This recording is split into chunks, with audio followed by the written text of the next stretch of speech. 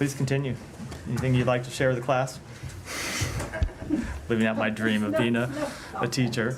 I'm sure that that's true. Let me start with. Really a dream of yours? I think I'm incredibly underqualified for that job.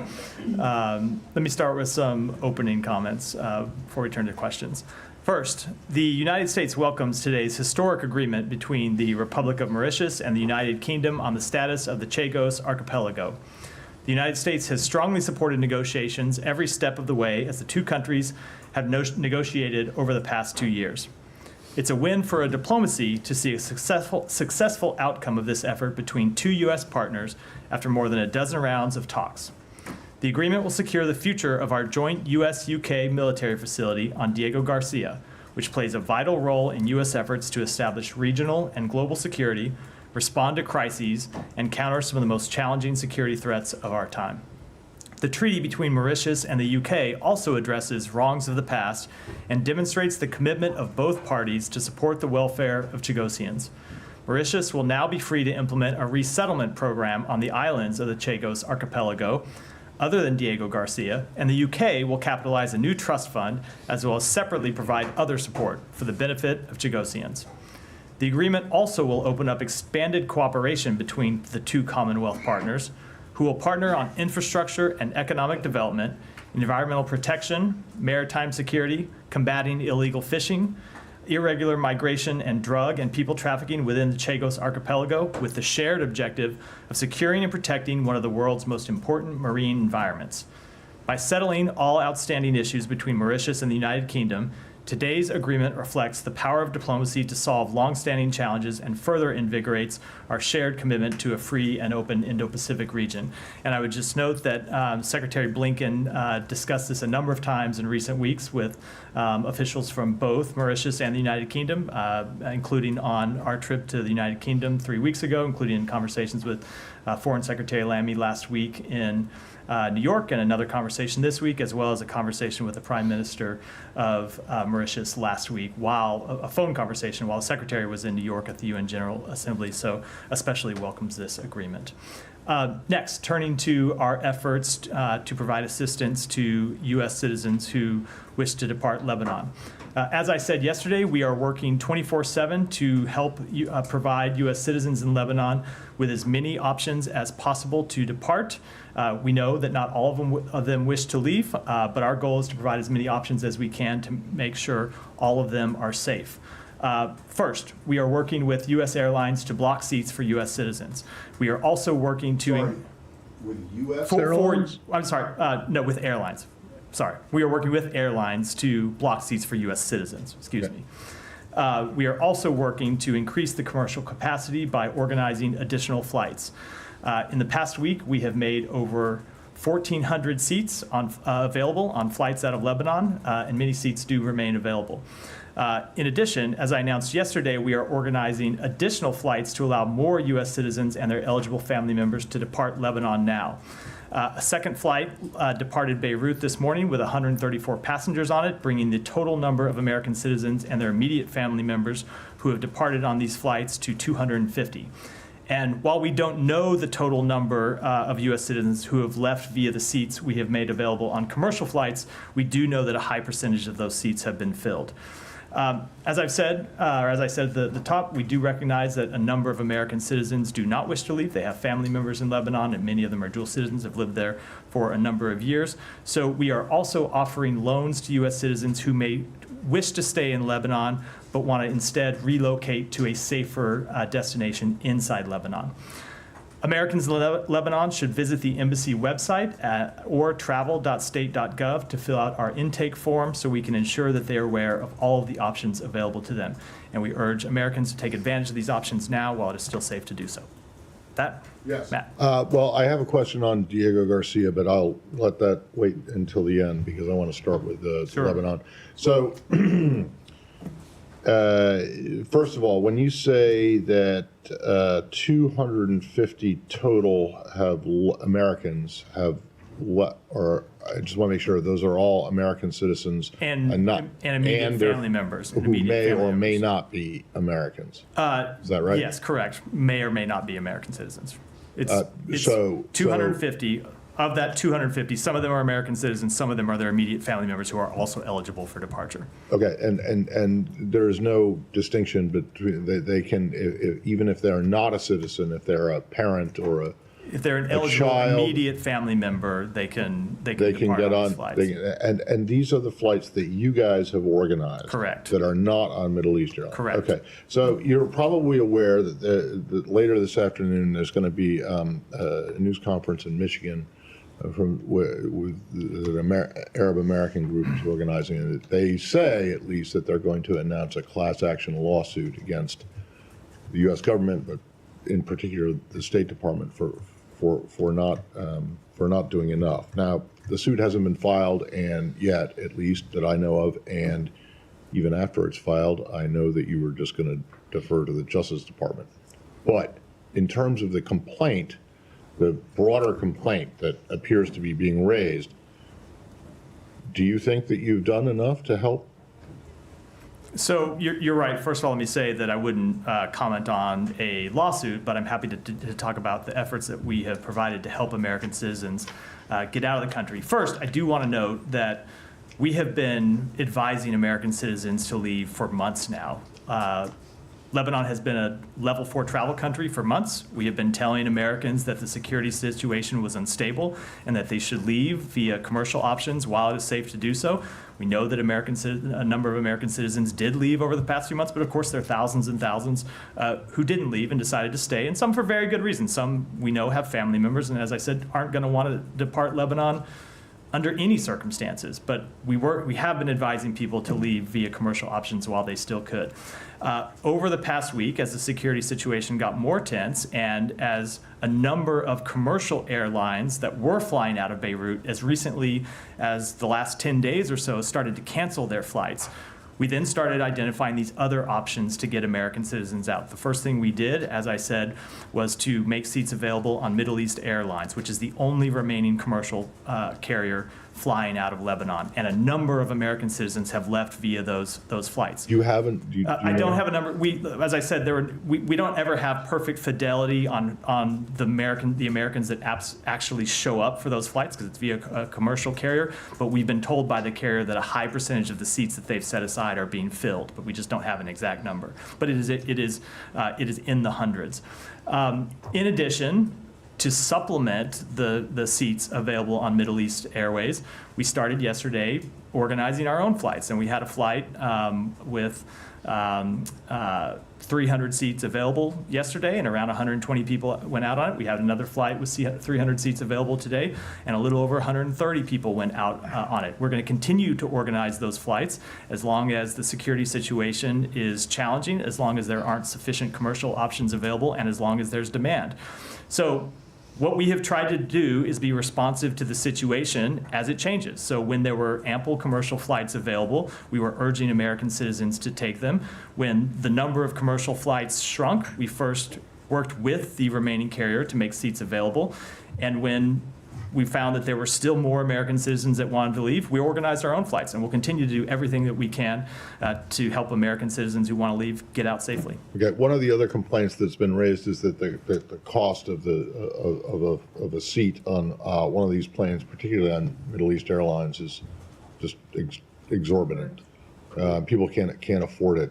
So one, if you are an American citizen who wants to leave Lebanon on one of these MEA flights and can't afford it, can you go to the embassy and get an emergency loan to pay for that seat and for the seats of your immediate eligible family members? So I don't know if you can get a loan from the embassy for a seat on the Middle East Airways flight. I'm happy to check on that. But and any individuals who have that question, if they register with our website, either the one I outlined before or the embassy, people will be able to answer that question directly for them, look at their exact circumstances. I will say, yes, we know that the price of the flights on Middle East Airways have been extremely high. It's what you would expect in a situation where they're the only carrier that remains flying. And we know that's very difficult for some people. But I will tell you, that's one of the reasons why we organized our own flights, because we do recognize that a number of people just can't afford to pay those flights. And I'll say, and while the cost varies on the flights that we have organized, the most that any American will pay for a seat on those flights is $283. And if they can't afford $283, they don't have $283, we will provide them a loan from the U.S. government for the cost of that ticket on board one of the flights that we have organized. So we would urge any American citizen who wants to leave to take the advice that we are offering to register with our website, and we will reach out to them about flights that are available and work with them to try to get them on a flight they can afford. And those flights that you've organized are to where? Do you know? The two flights that have left so far are to Turkey. The flight that left yesterday, the flight that left earlier today are to Turkey. If we have additional destinations, Turkey meaning Istanbul, and people can always obviously move onward from there.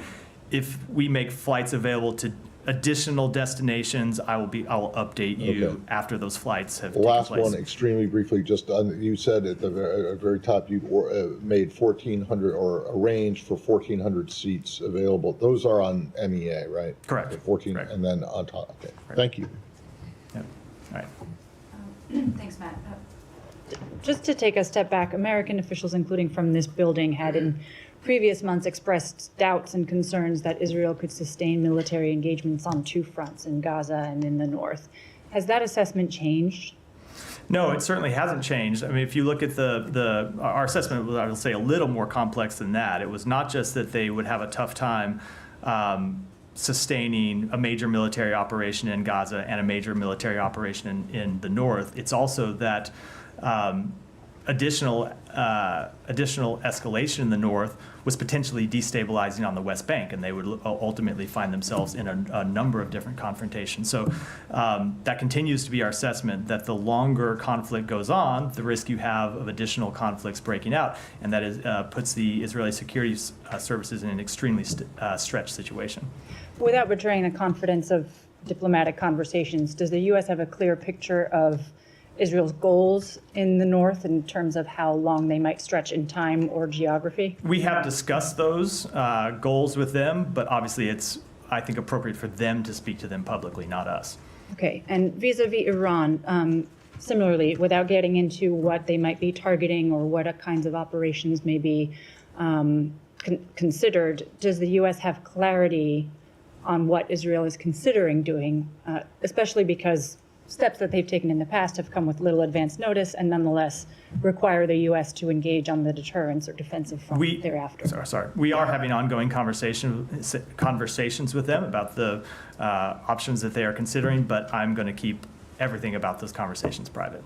But you have clarity on their planning? We have ongoing conversations with them. I just don't think it's appropriate for me to get into any level of detail, even about the types of things they're considering or the types of consultations that we are having. Have they taken nuclear sites off the table following the president's? I'm just not going to go beyond what I've said. Okay. Does the U.S. believe that Israel striking nuclear sites would lead to a broader war? So the president spoke to this yesterday, made clear that we do not believe they should strike nuclear sites. I don't want to deal with a hypothetical question beyond that. I mean, it's not really a hypothetical. It's an event that has not happened, so I don't want to. Like, is a consequence of that? It is an event that has not happened. I don't want to talk about potential outcomes. Okay, but if there is a chance for Israel to lessen Iran's breakout time from a matter of weeks to a matter of months or years, does that not make them a less potent foe and lessen the likelihood of a regional war? It's just, again, we are well into the realm of hypotheticals and playing out scenarios that have not occurred. I don't think it's appropriate for me to get into that level of speculation from this podium. Okay, and last one. Is there today any sort of messaging from the U.S. that it will condition future arms deliveries to Israel on a circumscribed incursion into the north and a minimizing of civilian casualties there? So we have made clear from the start that we are committed to the defense of Israel and that we will remain committed to the defense of Israel. Our security partnership with them dates back decades, and we expect it to continue well into the future. We are also having conversations with them about the the shape of that campaign, the scope of that campaign, what their targets are going to be, but I don't want to get into beyond that. Just to follow up on how Israel could potentially respond to the attack that we saw on Tuesday. The president today did leave the door open to Iran going Israel going after Iran's oil reserves. Is it the assessment of Biden administration officials that going after those oil reserves would keep this conflict at the simmer that it's at right now? So that's a little bit different question than the one Olivia asked me, but only because it's about a different target. It still asked me to speculate about the outcome of an event that has not yet happened, and I'm just going to decline to do that.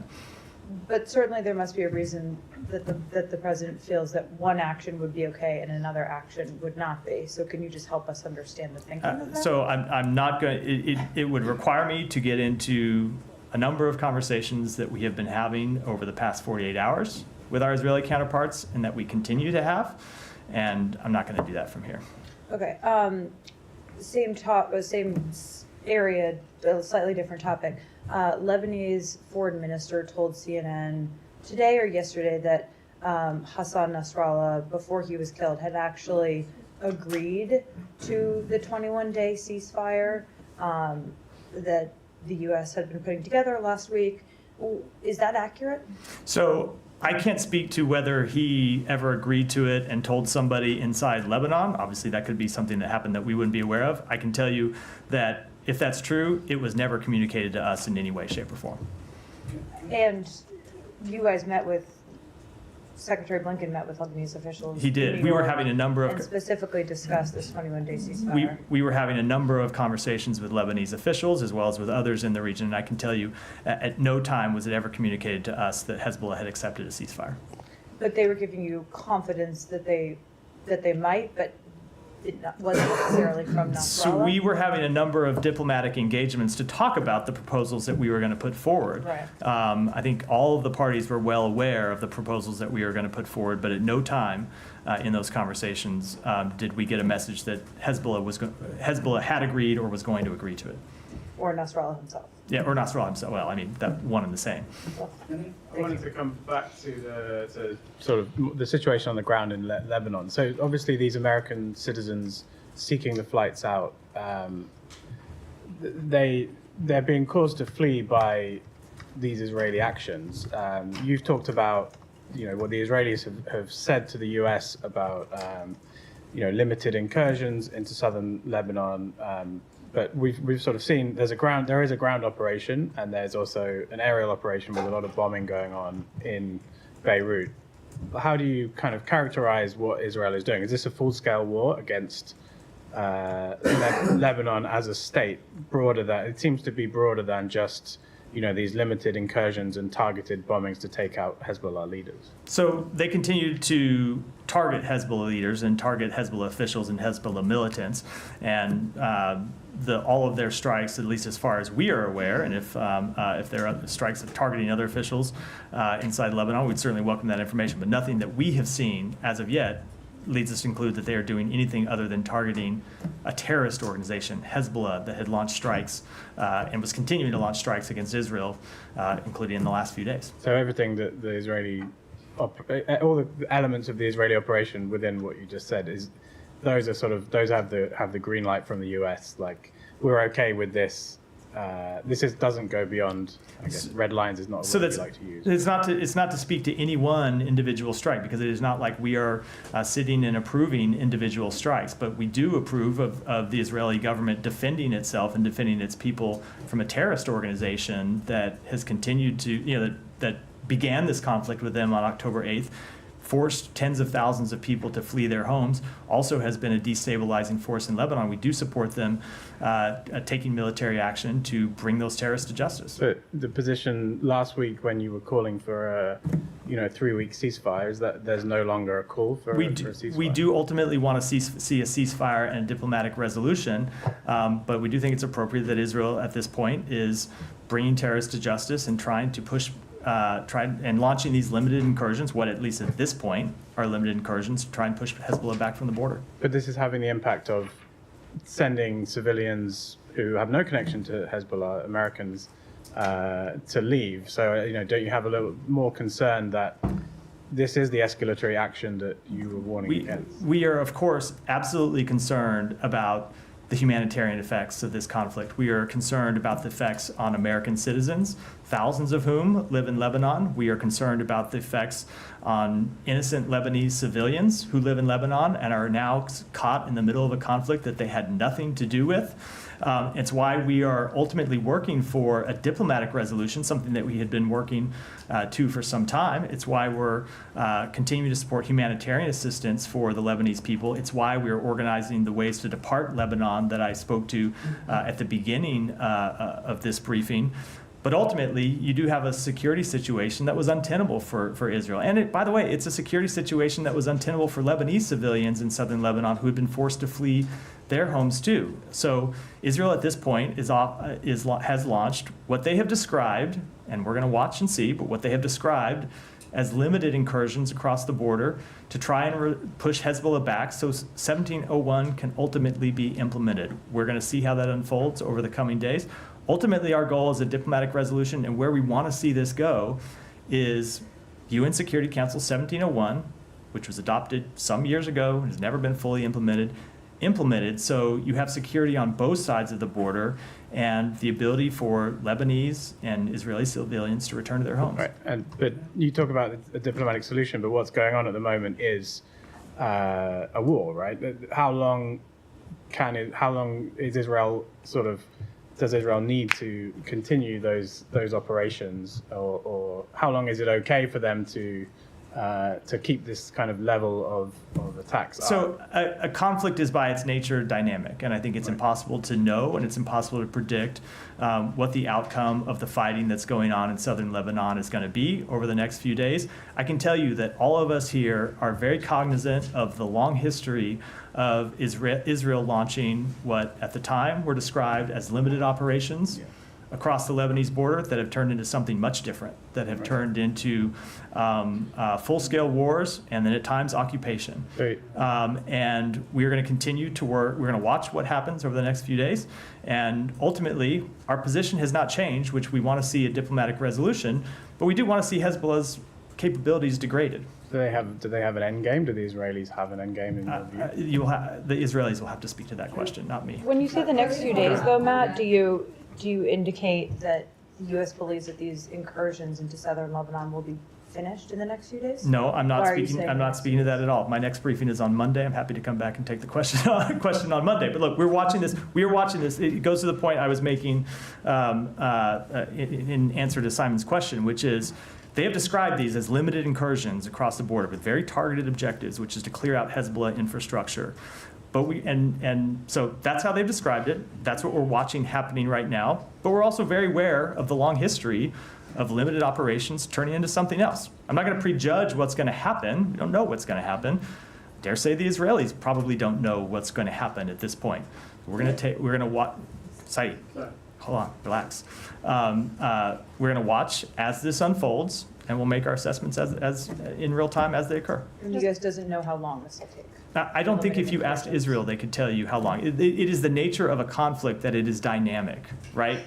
But in the case hold on, listen to me.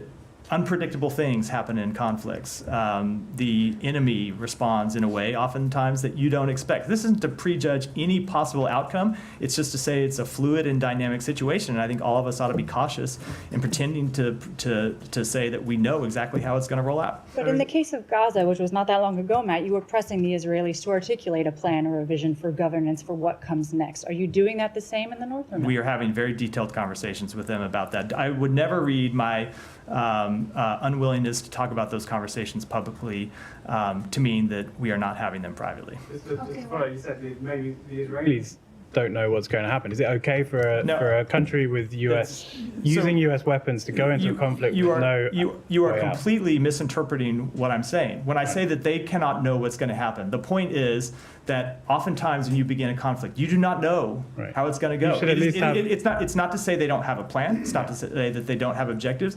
It's to say that conflicts are unpredictable, and the enemy does things that you don't predict. It is impossible to predict with a complete degree of uncertainty or to complete degree of certainty how it will unfold. That's what I meant. Yeah, Heba, go ahead. Go, Heba, go. Guys, I know, but like all of you have your hands up. I'm going to call on you one at a time. Go ahead, Heba. Yes, Matt. So till now, you still see it as a limited operation in the south. That's what they're conducting at this time. And again, as I said, that's not to make any predictions about what will happen, but that's what we assess is happening as it stands. Okay, I want to follow up to your response, Simon, on the targeting.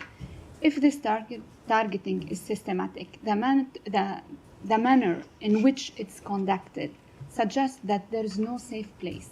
Because how do you expect the people to know who's living around them, what's happening in these buildings? Can this be justified? So obviously targeted attacks on civilians could not be justified, but Israel does have the right to go after terrorists. I mean, that is just a fact under international humanitarian law, that every country has a right to defend itself against terrorists. But their strikes have to take into account civilian harm, and they need to take into account where civilians are. They need to take actions to mitigate civilian harm. They're required to do that under international humanitarian law in Lebanon, as they are anywhere else. There's 1.5 million person in the streets now. They don't have a place to go. And the way it's conducted now, you may have more people in the streets, because how do you expect the people to know who's living in this building and what's happening? It's not only some places, I don't know. It's how do you expect that people can predict who is living beside them? So there are horrific consequences of this conflict. It's why we ultimately want to get to a diplomatic resolution. This is a security situation that has plagued Lebanon for years, and you obviously know the long history well, which is Hezbollah has been a destabilizing force that has attacked not just Israel, but has attacked Lebanese civilians and has put the entire region in this untenable situation where after October 7th, they began launching attacks on Israel that forced tens of thousands of Israeli civilians to move.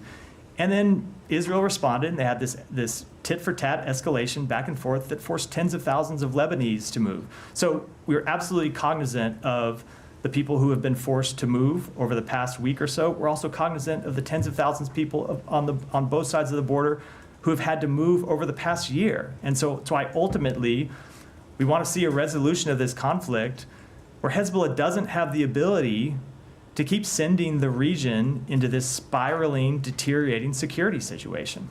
You're confident that they are targeting only Hezbollah? So that is what they have said. We will make our assessments, as we always do in these types of conflicts, as we look at them, as we look at individual strikes, and we go through the formal procedures that we have to undertake. Okay. You said that the secretary is in contact with the Israeli, and you've been in contact with the Lebanese officials. According to many Lebanese officials, that there has no communication with them since the assassination of the Secretary General of Hezbollah.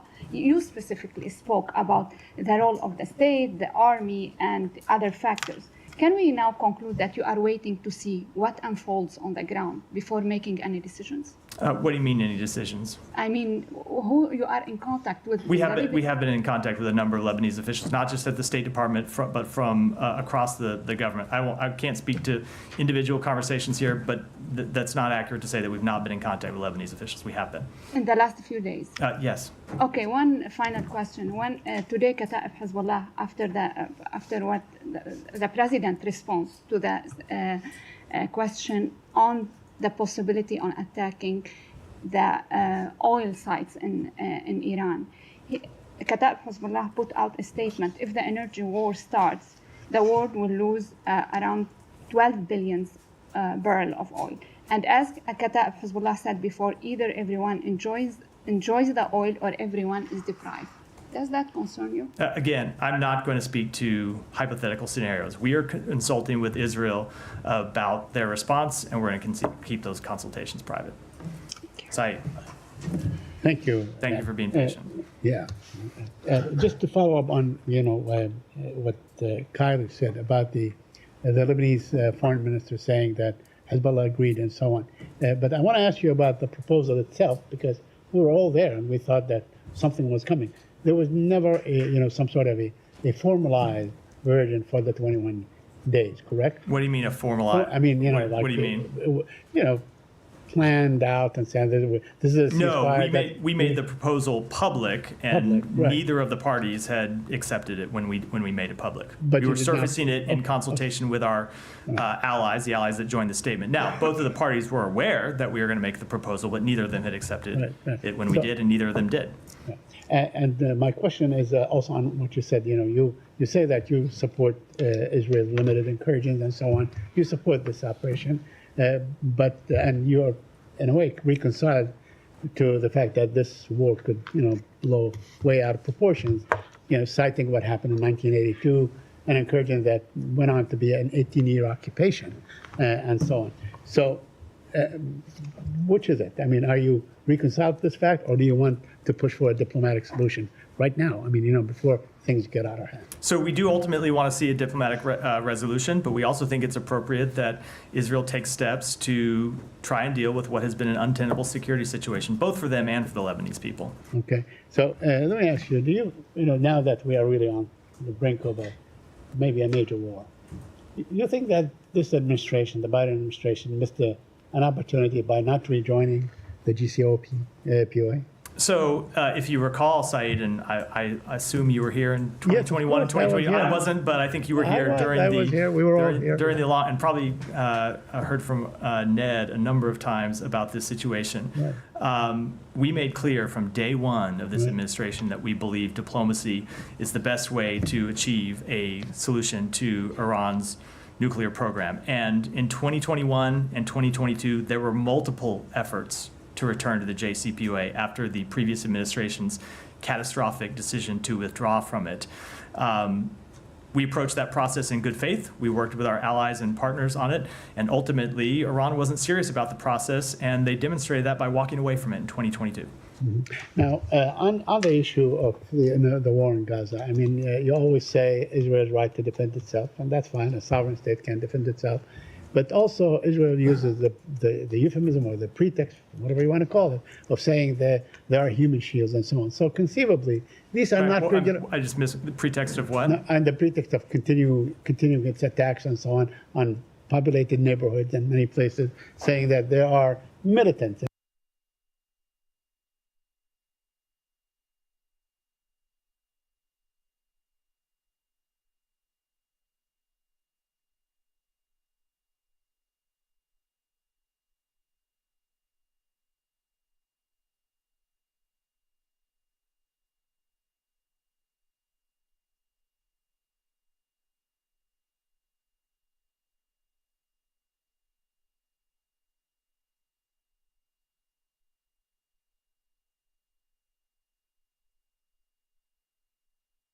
As you said in the run-up to your question,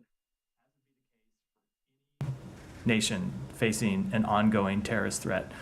But also, ultimately, we want to see the establishment of an independent Palestinian state, which I'm going to be perfectly blunt. The absence of a Palestinian state in no way justifies terrorism against the state of Israel and Israeli civilians. It absolutely does not. We're also aware that the absence of a Palestinian state is one of the major drivers of insecurity and instability in the region. And we continue to believe that the best way for Israel to achieve its long-term security, in addition to all the benefits it would bring to the Palestinian people and all the benefits it would bring to the region, is the establishment of a Palestinian state. The current government of Israel has made clear that they have a very different view of that question. We will continue to make clear on behalf of the United States what we believe is in their interest and what we believe is in the broader region's interest. Thank you. Nadia. Thank you. Frost, any reason why these flights that evacuating civilians are not made free? Because I'm sure taxpayers' money Yeah, will be happy to evacuate people and civilians. There's a very good reason. We're prohibited by U.S. law from making them free.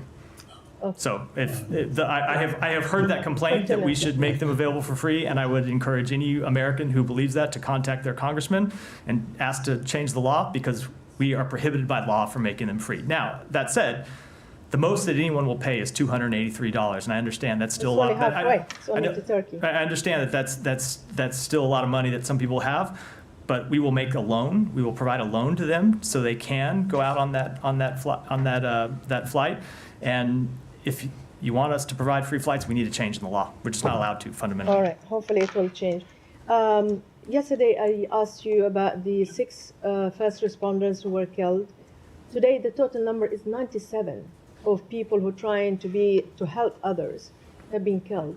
So do you believe that Israel is taking every precaution to avoid people like first responders, doctors, people on the front line who are trying to help people who are wounded or evacuated? I cannot give you an assessment of the strikes they have conducted over the past few days. I can tell you that that is the type of thing that requires us to take a very detailed look at the facts and the law and the circumstances. I can tell you when, after a considered period of time in the conflict in Gaza, we looked at the number of civilian casualties, including first responders, including aid providers, including humanitarian workers.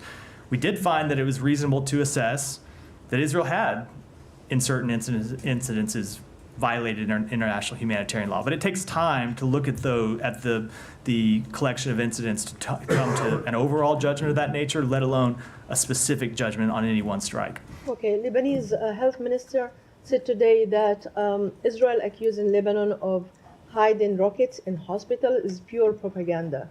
Does the U.S. assess that actually there are rockets or no rockets in hospitals in Lebanon? I don't have we it. heard in Gaza. Sorry, I don't have any assessment to provide as it relates to the presence of rockets in Will you hospitals. look into it? Because the US So that potentially requires me to offer you an intelligence assessment. Even if I look into it, doesn't mean I can come to here and speak to it from the podium. I may be able to, may not be able to, but I'm not going to promise I'm going to be able to offer an assessment from here. Sure, because they give us assessment of other things. One following question, so I give others the chance to answer. There was a clip that's been circulating on the social media that your former colleague Ben Rhodes has retweeted, and that's of Prime Minister Netanyahu testifying in Congress 22 years ago, saying basically, and I'm sure you saw it or maybe you will see it, if we get rid of Saddam Hussein, everything, the whole Middle East will be great. And we know how the Middle East turned out to be. So do you see a scenario now where Netanyahu is saying if we just got rid of Hezbollah and Hamas, the whole Middle East will be great? Do you see similarities between the two I'm historical just not going to comment. relevance? I'm not going to comment on something that the Prime Minister said years and years ago. There's But you not. support him now in his mission. Just let me finish. There's an obvious difference between targeting a terrorist organization and targeting a state. I'll say that we do believe they have the right to target a terrorist organization that has been attacking civilians in its. Can I have a clarification on the flights? Just the flights. Because I remember when we worked for the UN, we were getting transported by American military planes, the C-130, C-17s from Amman to Baghdad and so on. I mean, Was that the and case? free. I mean, it's just, So I'm sorry, I have no idea the circumstances all right, of the I'm flight you're just saying. talking about. I can't Okay, all right. possibly speak to that. Can I Tom? just back on the question about the health workers being killed in Lebanon? Did you ever get clarity on whether this American who was killed there the other day was a full-on citizen or? So speaking of An LPR. Kamel Jawad, I yeah. think his family has they put out a statement now. yeah. But I'm just wondering what his. So we continue to look into it. I can tell you that the information that we had yesterday, we could not verify that he was a U.S. citizen, and we believed he was a legal permanent resident. I've seen now that the family has described him as a U.S. citizen. That may very well be true. We are looking through our records now to verify whether he was an American citizen or whether he's a legal permanent resident. Either way, he was an American. And his death is an I get that, unavoidable but there is a tragedy. distinction. Yeah. So that review is still underway. Yeah, we're looking to, I hope to have some information by the end of the day, but we haven't determined definitively one way or the other. But as I said, Okay. either way, he's an American, and his death was a horrific tragedy, and I think I said unavoidable. His death was a horrific tragedy, and we offer our sincerest condolences to his family. Can I just press you a bit more on this? The reports of this strike in Bashura in Beirut overnight, which is a very residential area. Reportedly, Hezbollah linked the Islamic Health Organization, in which local reports say 9 people were killed. I mean, have you got any assessment on that or any more information? I don't. Obviously, we want to see hospitals and healthcare facilities protected. I don't know any of the underlying circumstances related to that strike, so I certainly can't speak to it. Because it feels like the phenomenon we saw in Gaza of healthcare facilities being targeted may now be happening in Lebanon. And so, the bar under international humanitarian law is extremely high. So I wondered, how closely you're looking at this and what conversations you're having with the Israelis about it. So I just can't speak to the circumstances of the strike because I don't know. But I will say, when it comes to Gaza, there are circumstances where not the Israeli government, but the United States assessed and had definitive evidence that Hamas was operating outside of hospitals and had built bunkers underneath hospitals. So we want to see healthcare sites protected, but at the same time, at least in Gaza, we saw Hamas actually operating outside of a hospital. It's not to speak to this strike because I don't have any definitive information about it, but just an important point about the But I think it's incidents in Gaza. important to ask the accountability question. I mean, Article 9 of the 4th Geneva Convention, but you talk about protection ceasing if it's used for hostile intent. But that is only after due warning has been given, naming in all appropriate cases a reasonable time limit, and after such warning has remained unheeded, the fact that sick or wounded members of the armed forces are nursed in these hospitals shall not be considered to be acts harmful to the enemy. So even if it is a Hezbollah-linked organisation, the medics are there treating, potential militants, whatever, that's still not high enough bar to attack it. And once it is attacked, there has to be, a huge amount of warning given and enough time for people to leave. So I asked the question because are you getting a sense from the Israelis that they're doing that? And we've seen this one here overnight. I'm fully aware of the provisions of international humanitarian law. I just don't have the underlying facts about this strike and why they made this strike and what they believe they were hitting and what they actually hit. Okay, and Chagos Island, are we going to come back to that? Yeah, we'll come back to it. Okay, thank you. Yeah, thank you, Matt. I do note the BBC's interest, so I was going to come back to that. But I'll come. I'm already noting your interest. We'll come back to that as well. Are you considering the other UK-based outlet raises their hand as well? Go ahead. Are you considering providing humanitarian aid to Lebanon at this time? We are providing humanitarian aid. We are the largest humanitarian aid to the Lebanese people, have been for some time. We're working with a number of international humanitarian organizations. We want to make sure that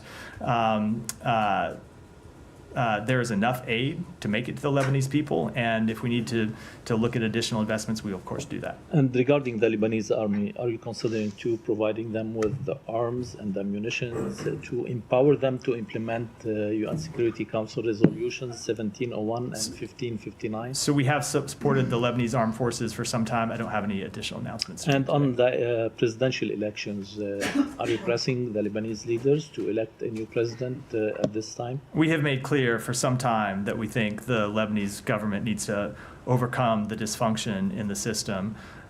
One of the primary instigators of that dysfunction being the Hezbollah veto over who the next president would be and elect a president. And through your contacts with the Speaker of the House, did you feel like he's moving forward in this? I wouldn't want to get into those conversations in detail. Thanks. One more, and let me try to go to a few others. A few other topics before I come back to Chagos and Rap, because we've been going for a while. Thank you, Matt. I just want to ask you about a comment you made earlier about that the ceasefire is still your goal, but you are supporting the incursion, ground incursion, to target a terrorist organization positions in the south, as you mentioned it. But what is needed to be achieved in the ground, then the priority will be the ceasefire? So I'm not going to offer an assessment today of where the operations that the government of Israel has launched, where they are going to go. We support them in these limited incursions to clear out Hezbollah infrastructure above and below ground, but ultimately we want to get to. But I'm not asking about the Israeli government. But it is a question about where it's going to go. Yeah. I'm not going to publicly. I'll rephrase. We are very much aware of the risk of, as I said, this beginning to look like previous incursions across the Lebanese border, and we're having conversations with the Israeli government about that, but I'm not going to get into it publicly. All right. Today, an Iranian official told Al Jazeera that the Iranian government passed messages to U.S. government via Qatar that they don't want a regional war, but they want you to contain, and I'm quoting here, the Israeli insanity in the region, and that their self-restraint is no longer required only of them. It should be mutual. Did you receive such messages and have any comments? I rarely, and I'm not going to, in this instance, comment on messages that we have received or may have received from the Iranian government. I would note that the day after you launch 200 ballistic missiles at another state, or 2 days after you launch ballistic missiles at another state, it's hardly time to pat yourself on the back and show that you've exercised restraint. Iran very much has not exercised restraint. They escalated this conflict by launching a direct state-on-state attack to defend the terrorist organizations that they have sponsored in the region for years. We have made clear to Iran that we do not want a full-out regional conflict. We have made clear to Iran, going back a number of months, that they should not do anything to escalate this conflict. Unfortunately, they did. My last question is, today the president said that nothing will happen today, as on Thursday, about the Israeli retaliation. Is that something based on assurances from Israel, or is just a guess? I'm not going to speak to that any further. All right. Just to follow up, Yeah. so has the U.S. government received any messages directly or indirectly from Iran about what they might do next if Israel retaliates?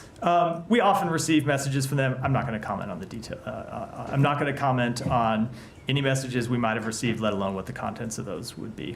But I would say, just as a general practice, oftentimes the messages that we do receive track pretty closely with the things that you hear them say publicly. On this matter, how did you view the Iranian president's visit to Qatar a day after they launched 200 missiles to Israel? I don't have any comment at all. Those two countries have had relations for some time. All right, go ahead. A Yazidi woman was freed after being trafficked to Gaza. What role did the U.S. play in her rescue? And the circumstances of her captivity seem undoubtedly horrific, but can you explain why the U.S. chose to intervene in this particular case? So you're right. We did recently help safely evacuate from Gaza a young Yazidi woman so she could be reunited with her family in Iraq. The circumstances of this case really hard to describe. This is a now young woman who 10 years ago, when she was an 11-year-old girl, was kidnapped by ISIS in Iraq, sold, and forced to marry a Hamas fighter in Gaza, moved to Gaza against her will. The recent death of her captor in Gaza allowed her to escape. And we were contacted by the Iraqi government, who was made aware of the fact that she escaped, that she was alive, and that she wanted to come home to her family. And the government of Iraq asked us to do whatever we could to get her out of Gaza and get her home. So over the past few weeks, we worked with a number of our partners in the region to get her out of Gaza, to get her safely home, obviously with the government of Israel, and with other partners as well, to get her out of Gaza, get her home to her family. And I can say now that she is safely home with her family in Iraq. I would ask that, obviously this is someone who's gone through pretty difficult circumstances. We would ask that everyone respect her privacy, of course. But I would say in a number of times over the past nearly 12 months, we have been able to get people out of Gaza. Obviously, our first priority is always the safety and security of American citizens. And when we're working to get people out, we always work first to get American citizens out. But there are a number of others who, in certain cases, for example, kids with cancer, other people who needed medical treatment, who were not citizens of the United States, where we have been able to get involved and get them safely out of Gaza. Can you explain a little more when you say work with your partners to help in the rescue? Can you speak a little more to the specific role that U.S. played as far as the embassy? I can't really get into the full details. I can say she had already made it out of captivity herself inside Gaza after her captor had been killed. Remember, she was married to a Hamas fighter. We found out about the situation from the government of Iraq, who asked for our help. We then worked with the government of Israel to get her out of Gaza and get her safely home, working with other countries in the region. But I really can't go into some of the underlying details. Yeah. Go ahead. Just following up on this question, is that the only case that you're aware of that the Yazidi girls are in Gaza and in that area? Because there are about 2,600 Yazidis that are missing, and I'm sure that the US government are helping the Iraqi government to rescue them. Yeah, so the secretary has spoken to this on a number of occasions that you're right. It is somewhere around 2,600 who remain missing and unaccounted for. We obviously don't know where all of them are. This is the only case that I'm aware of. There may be others who are in Gaza. We only became aware of this case because, as I said, the government of Iraq brought it to our attention and asked for our help. I'm not aware of any others. And, doesn't mean there aren't any. I'm just not aware. Yeah, and another question on the Iranian attack. After President Biden said today they are discussing a possible Israeli strike on Iranian oil facilities, the Iranian UN mission said anyone who's helping Israel attack Iran would be a legitimate target for Iran. So, and yesterday the Iranian president said that we are not seeking a war, but if Israel responding us and attacking us, we will attack them harder. So how do you see these comments? Is that something that you are taking or looking at when you are calculating a response to Iran? So the only thing I will say that is that we have made quite clear that we will defend against any attacks on U.S. personnel and U.S. interests in the region. I think I'll leave it at that. Let me do one more. Go ahead, and then I'm going to come back to the Chagos. Go ahead. So have you seen this report from the Times of Israel this morning and a few other outlets that the Lebanese military for the first time has been involved in a direct shooting conflict with Israeli forces? And in general, you've spoken, I think, earlier this week a few times about about the rights of sovereign nations to defend themselves. Where does that play into Lebanon, and at what point does Lebanon have a right to say, you're on our territory, you need to leave? So every country, of course, has the right to defend itself, but the conflict in Lebanon has not been with the state of Lebanon. It has been with Hezbollah. I can't speak to this specific reported exchange of fire because I don't know the underlying details, but the conflict has not been with the state of Lebanon. Mm-hmm. So, all right, Matt, you want to do Chagos? Matt, so you mentioned when you opened with the Chagos, you mentioned that this agreement would that addresses the wrongs of the past, and by that I presume you mean the forcible relocation of the island of the islanders, Chagosians, yeah. Yeah, but I don't believe, unless I'm completely wrong and you misstated this, that the people who were actually forcibly repatriated from Diego Garcia are allowed to go back to Diego Garcia. Is that correct? So I will let the UK and Mauritius to speak the details of it. Okay, but you said in your opening that they would be allowed to go back to islands other than Diego Garcia. I was about to answer that. I'll let them to speak to all the details, but my understanding of the agreement between these two countries is that they will be allowed to go back to other islands in the archipelago other than Diego Garcia, and that the UK is setting up a trust fund to help them with those relocations. Okay. But why is it that they can't go back to Diego Garcia? Is what's going on there at this joint UK-US military base so super ultra sensitive or controversial that people can't? I mean, I recognize it's not a very big island, and I also recognize that the number of Chagosians who were forcibly repatriated off of Diego Garcia at the beginning is not a huge number. But I mean, why can't they go home? Ultimately, that is a question for the UK and Mauritius. Well, it's your base. It is our base, but when it comes to the so is what's going on there so that is dangerous question, that people that is a question for the governments of the United Kingdom and Mauritius who negotiated this agreement and can you speak. Say this and is can a UK-US base, but it is not really a UK base at all. It is a US base. Yes, they have sovereignty over it and will continue to, or at least exercise Mauritian sovereignty over it. But this is your guys' operation there. It is. So why is it that you don't want people who lived on the, who were on the island and were forcibly moved off of it to go back? It is not a question of the United States wanting them or not wanting them. It is a question for the United Kingdom and Mauritius, who negotiated this agreement and ultimately came to this resolution that both countries deemed was equitable, where Chagosians would be able to return to other islands in the archipelago and would get financial assistance to do so. We have stated previously for many years that the manner in which the Chagossians were removed is regrettable, and we welcome this agreement to see them allowed to return to other islands in the archipelago. I'm sorry, I just don't get why they can't. Why the people who were removed from Diego Garcia can't go back to Diego Garcia, but they can go back to other islands. I mean, there must be something about Diego Garcia that makes it either dangerous or inhospitable for civilians, and I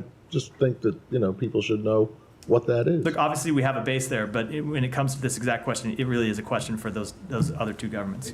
I mean, it's just that you're creating the suggestion that the United States was absolutely no party to this agreement and had no view on it whatsoever. But you said earlier that Secretary Blinken and Foreign Secretary Lamy had multiple conversations about this before the thing was announced. So it seems extraordinary that you would have had no view on whether or not the expelled islanders could come back to Diego Garcia. We were playing the role that we often play in diplomatic agreements of this nature, which is engaging with both the two parties and encouraging them to reach an agreement and trying to get one over the line. But it is ultimately an agreement between the two countries. And I mean, what about the expelled people themselves? I mean, there's a statement now from the Chagossians that says we've been consistently and deliberately ignored, and we demand full inclusion in the drafting of the treaty. So it doesn't sound like anyone, including the US, but the UK as well, was talking to them. So, Tom, I would direct you to the government of the UK and Mauritius, who are the parties to this agreement, for an answer.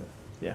And then we'll wrap slightly up. different sort of criticism that's come up from in the UK. The Conservatives, they were also involved in negotiating it, but there's been this concern raised, obviously, with Mauritius has a relationship with Beijing, with the Chinese government. Do you have some concern that the sort of handover of this territory to Mauritius will somehow open those US-UK operations up to some more interference by the Chinese? I will say we are fully confident that the provisions of the agreement allow us to do everything we need to protect U.S. security, including the security of that base. And this fear of somehow Chinese meddling has been sort of incorporated into it in your understanding? I'm not going to speak to it in detail, but the provisions of the agreement do give us assurances that we will be able to maintain the security of our base. You can't say what those provisions are. Not from here. With that, we'll wrap for today. Thanks, everyone.